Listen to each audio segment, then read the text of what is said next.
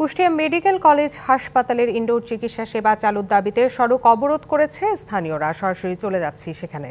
সাজাদ, আন্দোলনকারীরা কি বলছে বিস্তারিত জানাবেন আমাদের। জি তাসরুফা, আপনি যেমনটি বলছিলেন যে কুষ্টিয়া রাজবাড়ী মহাসড়ক অবরোধ করে কিন্তু কুষ্টিয়া মেডিকেল কলেজের শিক্ষার্থীরা মেডিকেল কলেজের আন্তঃবিভাগ চালুর দাবিতে তারা এখানে অবরোধ করেছেন। সকাল 11টা থেকে তারা এই অবরোধ কার্যক্রম চালিয়ে যাচ্ছেন। মেডিকেল কলেজের শিক্ষার্থীরা জানিয়েছেন যে 2012 সালে কুষ্টিয়া মেডিকেল কলেজ প্রকল্পের কাজ শুরু হয়, কিন্তু 2024 সালে প্রায় 12 বছর শেষ হতে চললেও কুষ্টিয়া মেডিকেল কলেজ পূর্ণাঙ্গভাবে চালু এখন পর্যন্ত হয়নি। মাঠের অলরাউন্ডার আমি, আর ঘরের allrounder Tylox. Tylox toilet cleaner, clean মানেই টাইলক্স।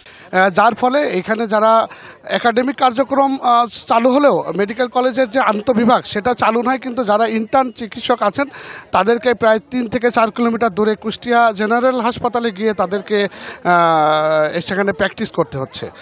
আর শিক্ষার্থীরা জানিয়েছেন যে এই কলেজের বারবার আশ্বাস দেওয়ার পরেও এখানকার যিনি পরিচালক আছেন বা অধ্যক্ষ আছেন তারা এই আন্তঃবিভাগ চালু করতে ব্যর্থ হয়েছেন, যার ফলে তারা আজকে এই মহাসড়ক অবরোধ করে তারা অতি দ্রুত যাতে এই আন্তঃবিভাগ চালু করা হয় সেই দাবিতে তারা এখানে সড়ক অবরোধ করছেন।